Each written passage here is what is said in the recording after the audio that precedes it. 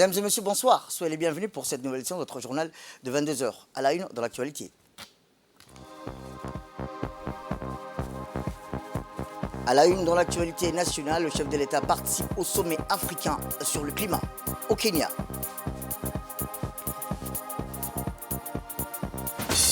Et enfin, dans l'actualité internationale, nous restons en Afrique ou au Nigeria, précisément, le Lagos inaugure son train urbain pour réduire l'embouteillage.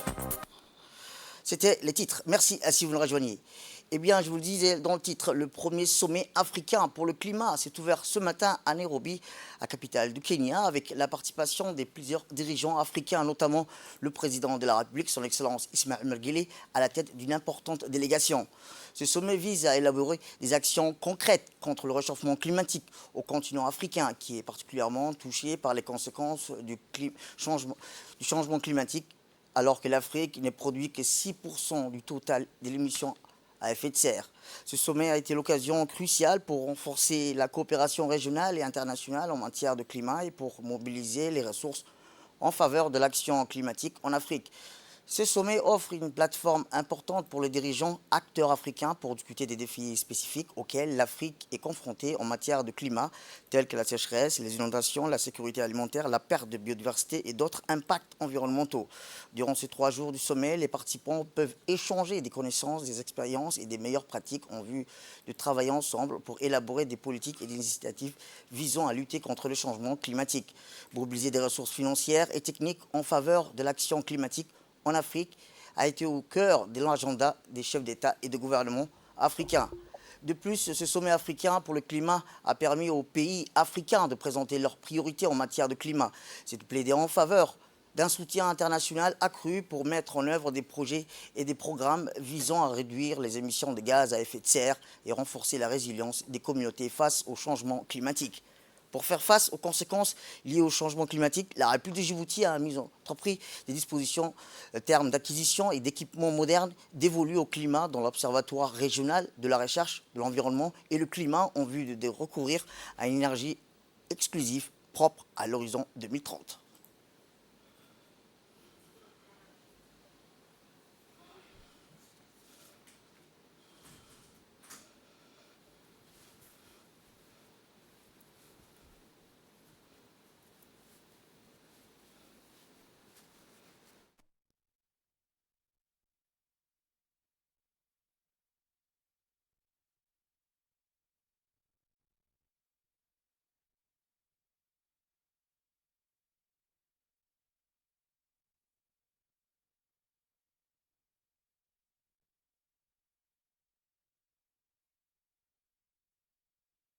Accru pour mettre en œuvre des projets et des programmes visant à réduire les émissions de gaz à effet de serre et de renforcer la résilience des communautés face au changement climatique.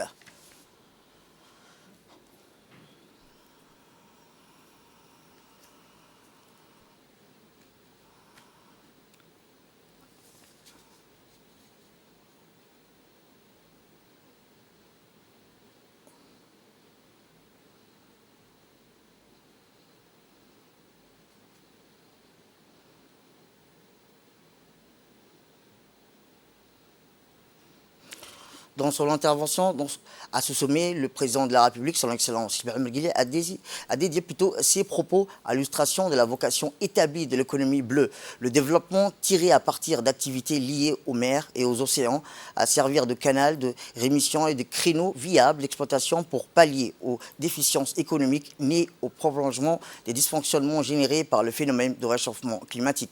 Voici un premier extrait du discours du président de la République et président de l'IGAD, son Excellence Ismaël Omar Guelleh. Monsieur le Président William Ruto, président de la République du Kenya, Mesdames et Messieurs les chefs d'État et de gouvernement, Monsieur le Secrétaire général des Nations Unies, Mesdames et Messieurs, tout d'abord, permis de remercier le président de la République du Kenya, William Ruto, et le peuple frère kenyan pour l'accueil chaleureux qui nous a été réservé depuis notre arrivée dans cette belle ville de Nairobi. C'est pour moi un réel plaisir de prendre part à ce forum qui s'inscrit dans une démarche de réflexion stratégique dialogue, d'échange en vue du développement durable de notre continent à travers le potentiel qu'offre l'économie bleue. La République de Djibouti souscrit totalement à la déclaration de Moroni et à la stratégie de coordination en vue d'un mécanisme pour les pays côtiers qui, à eux seuls, englobent près de 13 millions de kilomètres carrés de territoire océanique. Mon pays étant un pays désertique, sévèrement impacté par le changement climatique ces derniers temps, l'économie bleue s'est depuis longtemps naturellement imposée à nous. C'est pourquoi le secteur primaire ne représente que 3% du PIB, alors que le secteur tertiaire occupe 87%. Grâce aux activités portuaires, maritimes et logistiques. Notre position géostratégique nous offre par ailleurs un atout très important dans le secteur portuaire et le trafic maritime international. En outre, pour lutter contre le spectre de la soif, le dessalement de l'eau de mer nous a permis de résoudre le problème de l'accès à l'eau potable et Djibouti a réalisé sa première usine de dessalement de l'eau de mer. C'est pour vous dire que favoriser le développement de l'économie bleue est un impératif pour Djibouti. Et c'est dans cet esprit que nous avons élaboré une stratégie nationale pour l'économie bleue au cours de l'année 2023, dont la vision nationale et les principes directeurs guideront l'action du gouvernement, de ses partenaires et de la société civile dans les domaines maritimes et côtiers. Il en est de même pour la région de l'IGAD qui a élaboré une stratégie quinquennale, ainsi qu'un plan de mise en œuvre pour l'économie bleue, tous deux alignés sur la stratégie pour l'économie bleue en Afrique. La vision de la stratégie de l'IGAD pour l'économie bleue est une économie inclusive et durable qui pourra contribuer de manière significative à la transformation de la Corne de l'Afrique. Les autres secteurs identifiés, outre les activités portuaires et maritimes, sont la pêche et l'aquaculture, le tourisme et la sécurité maritime. De plus, les technologies de pointe, telles que l'énergie renouvelable et les télécommunications à travers les câbles sous-marins, permettent au pays d'accéder à de nouvelles ressources. Dans son élan, le président djiboutien fit également état de sa conviction selon laquelle la réalisation de l'exploitation efficiente de l'économie bleue est alliée à la capacité des sociétés du monde à souscrire, entre autres, à un processus d'action de lutte contre les inégalités, les pratiques néfastes qui entachent la gouvernance des océans, la pêche illégale, la pêche industrielle, commerciale, illimitée et non durable, le déversement illégal des déchets toxiques. Écoutons le chef de l'État. Président. Les océans transcendent les États, ils nous connectent tous les uns aux autres, et nous devons exploiter ces liens pour le développement et pas seulement pour l'enrichissement. C'est là l'essentiel de ce que signifie développer une économie bleue, c'est créer des partenariats qui nous permettent d'exploiter nos océans pour un changement de paradigme en termes d'action vers le développement durable. Pour cela, la stratégie de l'économie bleue doit reposer sur 3 principes. Le renforcement de la croissance économique des activités maritimes traditionnelles et émergentes, la sauvegarde des ressources naturelles et des services écosystémiques, la création d'emplois durables et la préservation des moyens de subsistance. Nous devons veiller à ce que nos océans créent des opportunités pour nos populations. Plus de 80% de la population djiboutienne vit dans les zones côtières. C'est pourquoi nous pensons que l'inclusion, l'appropriation et l'autonomisation des populations côtières sont des éléments essentiels de la mise en œuvre de l'économie bleue. Avant de penser aux chaînes d'approvisionnement mondiales, nous devons garantir la capacité locale de légitimer, de réglementer et de créer des opportunités. Monsieur le Président, la prise de conscience croissante des avantages des océans pour nos économies et nos sociétés, associée à la prise de conscience des multiples menaces, notamment la surexploitation des ressources marines, la pollution marine, le changement climatique et l'acidification des océans, déclenche une dynamique accrue en faveur d'un meilleur système de protection et d'utilisation durable de ressources marines. La préservation et la protection de nos océans garantira la durabilité de notre planète. Mais cette préservation doit également s'accompagner d'actions, à savoir lutter contre les inégalités et les pratiques néfastes qui entachent la gouvernance des océans. La pêche illégale, la pêche industrielle commerciale illimitée et non durable, le déversement illégal de déchets toxiques sont autant de risques énormes pour notre planète. Cette conférence doit donc marquer le point de départ d'une nouvelle trajectoire de développement pour nos océans et nos mers. Nous sommes conscients du potentiel africain quant à l'économie bleue, mais également de nos vulnérabilités. Libérer le potentiel d'une économie bleue régénératrice en Afrique et au-delà exige la mobilisation des moyens financiers adéquats, car les capacités de nos États à tirer profit de nos ressources économiques bleues restent insuffisantes. En dépit de nombreux engagements pris par la communauté internationale en matière d'adaptation au changement climatique et augmenter la résilience, nos actions restent en deçà du niveau d'urgence et de mobilisation exigé. C'est pourquoi l'Afrique continue à exhorter nos partenaires développés à respecter leur engagement, surtout car le développement de l'économie bleue s'inscrit parfaitement dans cet esprit de durabilité et de résilience prôné par l'agenda 2030 des Nations Unies et constitue une bouffée de sauvetage pour notre continent et particulièrement les pays désertiques. Je vous remercie.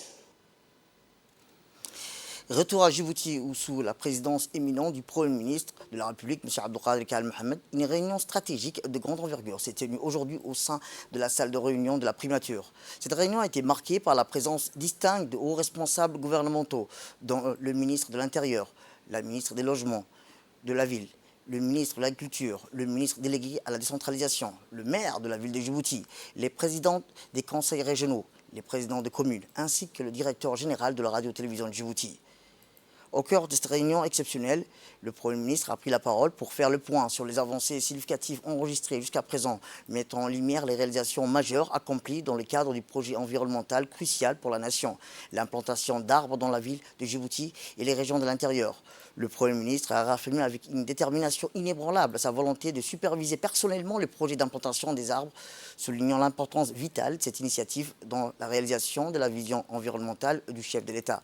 Il a rappelé de manière poignante que la protection de l'environnement et la promotion de la durabilité figurent parmi les priorités absolues du gouvernement de Djibouti.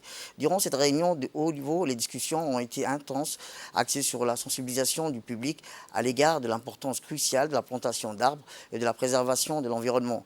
Les participants ont débattu avec enthousiasme de l'élaboration d'une stratégie de sensibilisation ambitieuse engageant l'ensemble de la société, depuis les écoles jusqu'aux entreprises, en passant par les médias et les organisations de la société civile. Un calendrier calendrier d'activités a également été évoqué pour concrétiser ces stratégies de sensibilisation, englobant des campagnes éducatives, des ateliers de plantation d'arbres et des événements communautaires palpitants.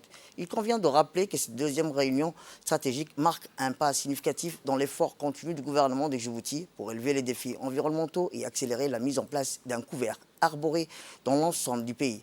Le gouvernement demeure résolument engagé à faire de Djibouti un modèle en matière de durabilité environnementale et compter sur la pleine participation de tous les citoyens pour concrétiser cet objectif commun.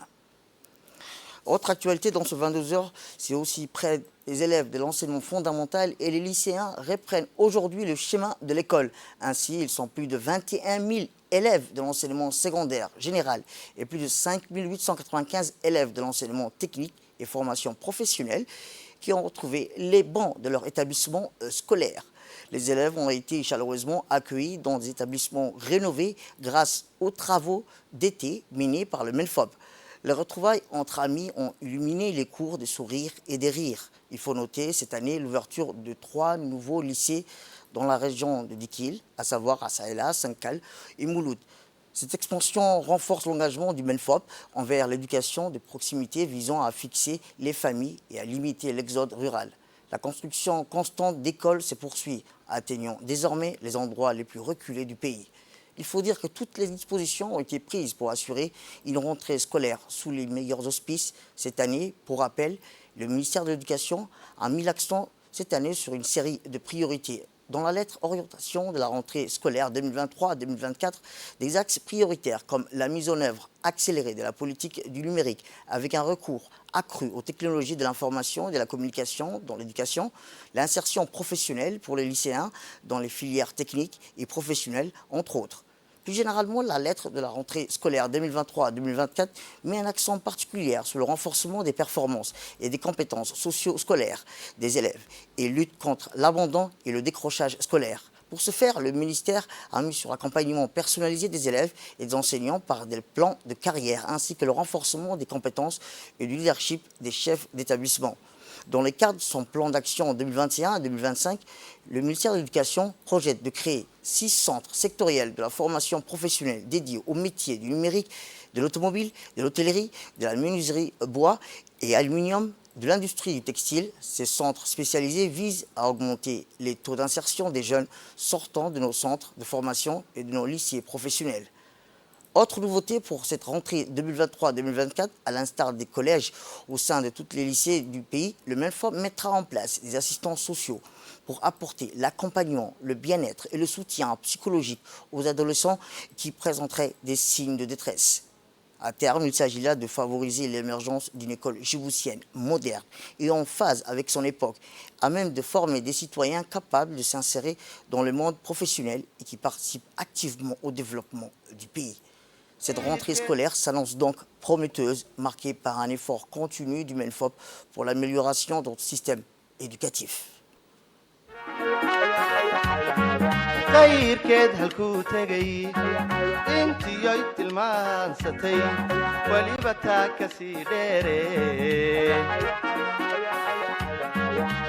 tan iyo haatan innagoo u wada tugan aanu sacaaba tumane igutuma hirwadaye igutuma hirwadaye sawtanii tacliinteennii tubta toosan qaadee horow dhigtay tallaabadaye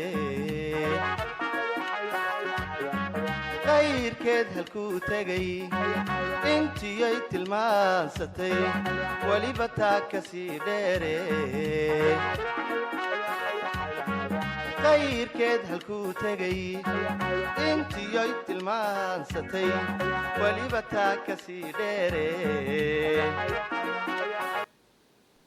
Eh bien, pour rappel, le ministère de l'Éducation nationale garde le cap dans sa politique de renforcement des capacités des enseignants et des personnels d'encadrement pédagogique et administratif en améliorant la pratique des classes et la culture des gestions axées sur le résultat et en renforçant les innovations. La rentrée scolaire 2023-2024, nous accueillons beaucoup des élèves, les classes de seconde d'abord qui sont plus de 800 élèves. et dont nous avons réparti sur 15 classes. L'école soit une école de proximité, une école ouverte à la communauté, une école qui soit proche de l'élève et de la communauté surtout. Donc toutes les conditions aujourd'hui sont remplies pour que la rentrée se fasse dans de bonnes conditions. Parce que on sait que les conditions favorisent l'apprentissage, n'est-ce pas, des élèves et bien sûr aussi des enseignants qui sont là pour remplir leurs fonctions. Cette rentrée donc s'est bien passée. Donc nous sommes heureux de constater que les parents étaient là. Un élu communal qui est également un parent a participé à cette rentrée. L'inspecteur d'arabe est là également avec nous. Donc nous remercions pour sa présence. J'ai dit encore au ministre de l'Éducation nationale, merci beaucoup. Merci pour l'appui que vous apportez toujours à l'ensemble, bien sûr, de la communauté éducative, mais et surtout, bien sûr, aux chefs d'établissement que nous sommes, qui sont là pour veiller à ce que les conditions soient réunies. Le lycée de Ahmed Farah Ali, appelé aussi lycée de Belbala, a toujours été un des meilleurs établissements pour la réussite des élèves. Et cette année, la réussite au bac était de 78%, presque 80%. Donc c'est dans la fourchette de la réussite en général. Et il a brillé surtout dans le lauréat. Il a été toujours lauréat dans toutes les disciplines, dans toutes les séries. Et nous voulons aussi, nous avons l'intention de continuer dans cette voie. Et à l'instar de tous les lycées du pays, le lycée de Djibouti a ouvert ce matin ses portes pour ses élèves. Nous avons accueilli ce matin, mardi 5 septembre 2023, les élèves de la division de seconde. Nous avons voulu consacrer cette première journée de la rentrée pour eux, afin de leur présenter l'établissement, de son règlement, de les orienter et de les encadrer. Cette année scolaire, l'effectif total du lycée est de 2877 élèves répartis sur 59 divisions dans 17 classes de seconde. D'une manière générale, la rentrée scolaire au lycée de Djibouti s'est passée d'une manière paisible, sereine. L'établissement a connu des travaux durant les vacances scolaires et les élèves et les enseignants ont été accueillis ce matin dans de très bonnes conditions. Autre actualité dans ce 22 heures, c'est aussi des opérations de contrôle routier qui se poursuivent toujours dans la capitale et dans la périphérie de Balbala. Toutes les unités de la police nationale ont été déployées sur les différents axes routiers pour vérifier les différentes règles afférentes au code de la route, telles que le port de la ceinture, de la sécurité, le port de casque pour les deux roues, les vitres teintées, les assurances, les vignettes, mais surtout le test d'alcoolémie. En effet, il a été constaté que les principales causes des accidents routiers sont en grande majorité causées par la conduite sous l'effet des stupéfiants. C'est pourquoi toutes les unités de la police nationale sont mobilisées tous les soirs sur les artères principales pour veiller aux aspects du code de la route.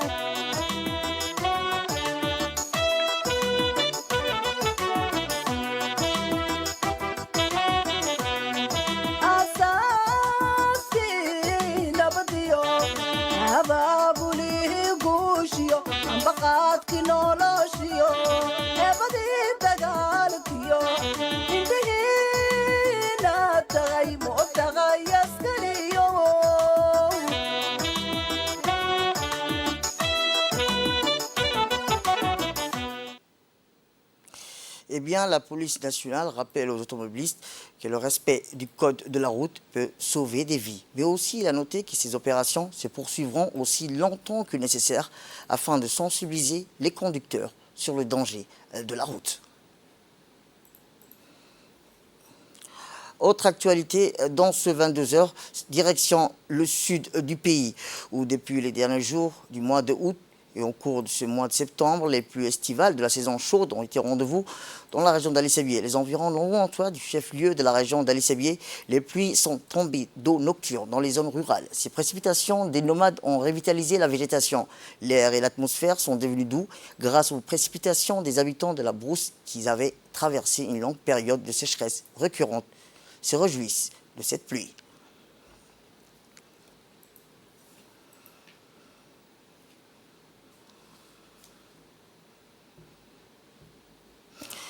Et dans l'actualité internationale, je vous le dis dans le titre, après des années de retard, les habitants de Lagos ont pu emprunter lundi le nouveau train qui traverse la mégalopole nigérienne, destiné à gagner du temps et à réduire un temps soit peu ces immenses embouteillages.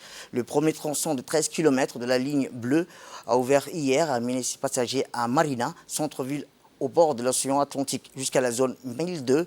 Sur le continent, 15 minutes et 5 gares. Le trajet complet coûte 750 naira, environ $1, soit plus que le bus actuel utilisé, mais permet un gain de temps considérable. Et enfin, dans l'actualité internationale, au Royaume-Uni, plus d'une centaine d'écoles menacent de s'effondrer à cause d'un béton défaillant. Les parents et les enfants redoutent un retour aux cours en ligne. C'est une polémique dont le gouvernement britannique se serait bien passé.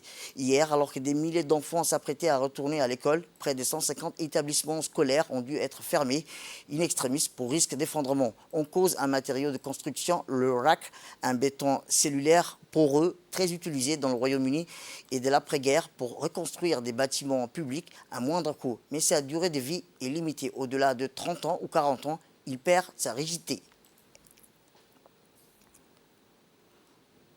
C'est la fin de cette édition. Merci à vous de nous avoir suivis. Restez avec nous pour la suite de nos programmes télévisés. Le programme continue sur Télé Djibouti.